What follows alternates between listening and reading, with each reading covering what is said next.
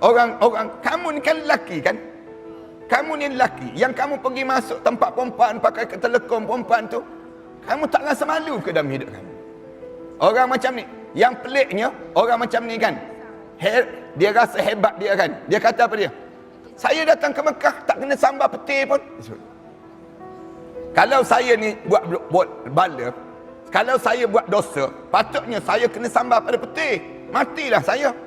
Tapi tak ada apa-apa pun. Nampak Baitullah, saya boleh ihram, saya boleh tawaf dan elok-elok. Dia boleh sebut demikian. Tak ada apa-apa pun pada saya. Menandakan Allah Maha Penyayang pada golongan LGBT. Demikian. Senang dia sebut demikian.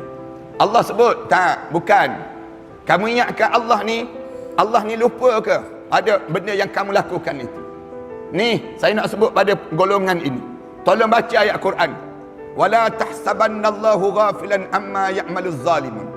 Jangan kamu sangka Allah ni lupa terhadap apa yang kamu lakukan. Innama yuakhiruhum. Tetapi Allah sebut, Allah tangguh sikit aja masa dalam hidup kamu. Yuakhiruhum. Allah tangguhkan masa dalam hidup kamu tu, lewatkan sikit. Nak tunggu masa satu ketika, innama yuakhiruhum yaumun taskhasu fihi al-absar. Hari yang mata kamu terbeliak, kamu tengok azab Allah SWT. Allah sengaja, Allah lakukan, Allah biar je. Falamma nasu ma zukiru bih. Ketika mana kamu lupa segala peringatan Allah, fatahna alaihim abwaba kulli syai. Allah buka segala pintu maksiat yang kamu nak buat. Yang kamu nak buat tu, aku buka segala. Buat kamu nak buat. Oh, kamu nak jadi apa dia? Kamu nak jadi pondan ni, kamu nak jadi yang disebut dengan perempuan ini, kamu asal laki. Aku buka, katanya Allah. Allah biarkan dia buang kemaluan, jadi buat jantina perempuan. Konon-konon siap bagi tahu pada orang lain lagi. Aku boleh mengandung lah, dia sebut demikian. Jantan apa boleh mengandung, jangan mengarut, dia panggil. Nak sebutnya gambaran dalam hidup dia ni. Allah kata, kamu buat demikian, sengaja aku buka. Fatahna alaihim abwaba kulli syai. Kami buka segala pintu maksiat yang kamu nak buat. Kita jadi heran kan, jadi heran. Orang yang ada orang tak semayang, tapi dianya rezeki dia bertambah. Ada orang yang dia minum arak, tapi tak mabuk, tak mabuk. Ada orang yang dia buat maksiat, tapi tak kena bala daripada Allah. Tak ada apa-apa. Kita pun kata pelik lah. Ada orang yang di hidup dia macam dia ni kan, asal jantan, asal lelaki. Senang kita nak sebut jantan tu biar nampak rasa kuat sikit. Nak sebutnya asal lelaki, asal lelaki. Tiba-tiba kamu menukar jantina kamu. Kita tengok dia tukar jantina tu lebih hebat daripada orang perempuan. Kita tengok dia, Allah, lelaki perempuan ni patutlah dia kena pakai kain tudung pun. Waktu mana dia ihram, nanti kalau dia pakai kain ihram, ramai pula tok imam duduk belakang dia. Yang kita sebut, kerana tengok dia tu, tubuh badan dia tu, bentuk badan dia tu, kita nak sebut muka dia tu memang perempuan. Kita tengok demikian. Allah dah sebut dah, fatahna alaihim abwaba kulli syai. Kami buka segala pintu maksiat yang kamu nak buat. Sampai bila? Hatta iza farihu bima utu. Sampai kamu rasa gembira sungguh dengan maksiat yang kamu buat tersebut. Kamu suka sungguh dengan maksiat yang kamu buat tersebut. Tengah-tengah kamu suka tu, satu ketika akhaznahum baghtatan. Aku gentar nyawa kamu dalam keadaan mengejut. Fa izahum mublisun. Kamu masuk dalam kubur, tercengang-cengang kamu menghadap di hadapan Allah. Jangan rasa sedap, jangan rasa. Kita ni, itulah bahayanya kita mengiktiraf mereka. Dulu kan, kenapa kita ada seorang menteri agama pula tu, yang sambut seorang pondan ini datang berjumpa dengan dia. Nisha tu kan, Nisha tu. Dulu tanya, Nisha tu tanya, kami kumpulan LGBT ni nak masuk tandas mana, nak masuk tandas mana. Lepas tu sebut, menteri ni sebut masuk tandas perempuan. Sekarang bukan masuk tandas perempuan, masuk tempat perempuan semayang. Tempat perempuan semayang. Kamu juga yang sebut. Menteri ni juga yang sebut dulu. Lepas tu sekarang kenapa baru nak kesan? Kenapa baru nak kesan? Yang kamu kan sebut dahulu. Nak sebutnya gambaran. Ni cakap banyak kan kena marah kita pula. Nak gambarkan pada kita je. Allah jadikan dalam hidup kita ni, Dia kata saya datang, saya taubat. Taubat kamu jadi jantan baliklah. Kalau betul kamu taubat, kamu kena jadi jantan balik. Ada yang jawab, ada seorang mufti kata, ni hal remeh ya, tak perlu nak dibesar. Remeh macam ni? Remeh. Rasulullah kata dilaknat orang macam ni. Lepas tu ada orang kata, kita kena bagi hak dia Ustaz. Dia pun ada hak juga. Hak sebagai seorang manusia. Kita kata tak. Tak ada. Mereka di golongan ini, ni dengar puak-puak LGBT saya nak sebut. Nak sebutnya apa dia? LGBT ni tak ada hak kecuali apa dia? Hak kamu taubat kembali pada Allah. Tak ada lemah lembut ada kamu. Tak ada. Tak adanya dakwah Rasulullah. Rasulullah pergi pujuk dia. Pujuk. Kamu baliklah. Allah maha baik dengan kamu.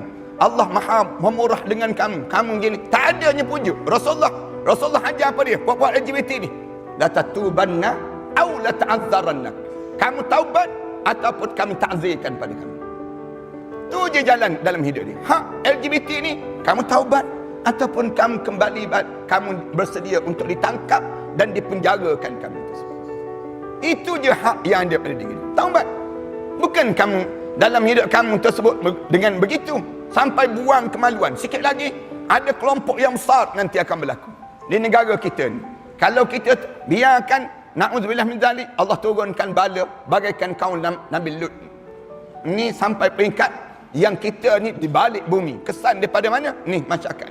Tak nak belajar ke dengan Palu? Yang dipalu oleh Allah tu. Saya datang ke Palu tu, saya tengok di Palu. Bila tengok di Balarua tu, kena kisah kan? Maghrib je, bom tu gak. Maghrib tu, start daripada Allahu Akbar. Di pantai, Allah jadikan tsunami.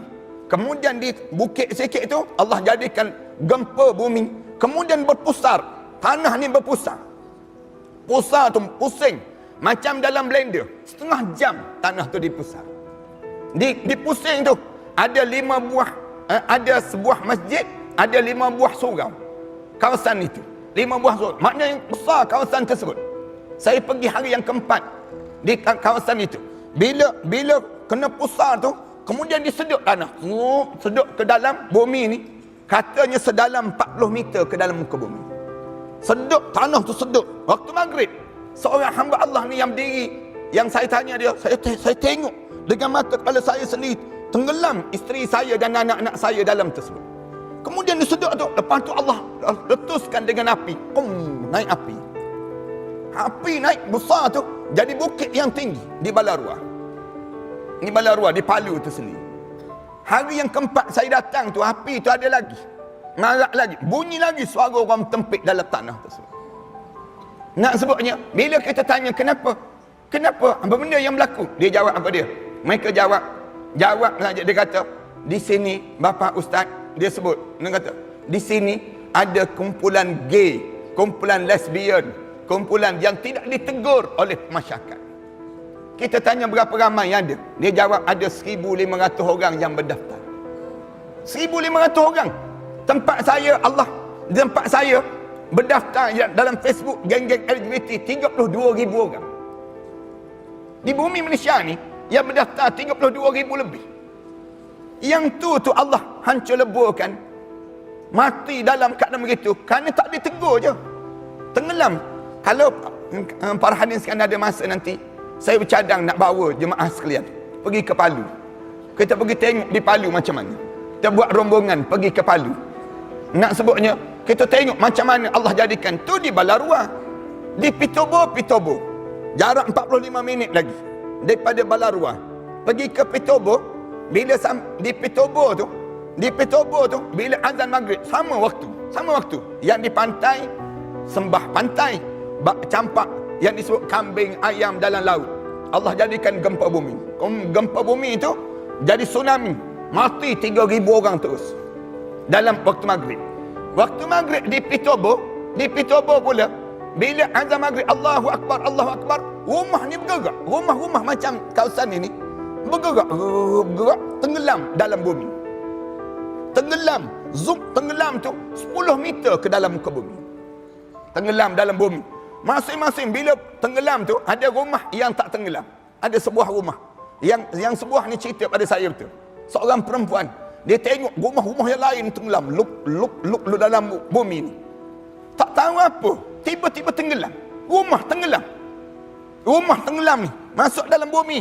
Kemudian datang. Dah masing-masing panjat ni. Panjat nak naik balik.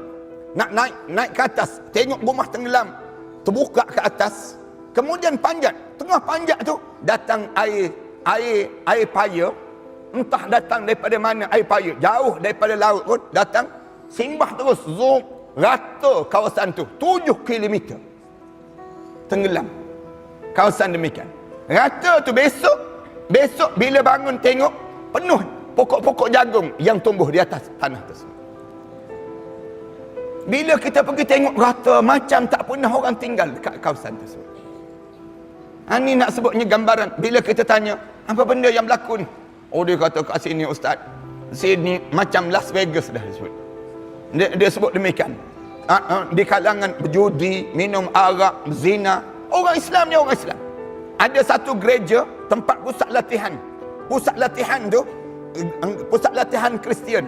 Gereja di antara gereja yang terbesar di Indonesia. Yang tenggelam dalam bumi ni. Pelatih-pelatih ada lebih kurang 400 lebih dalam tu.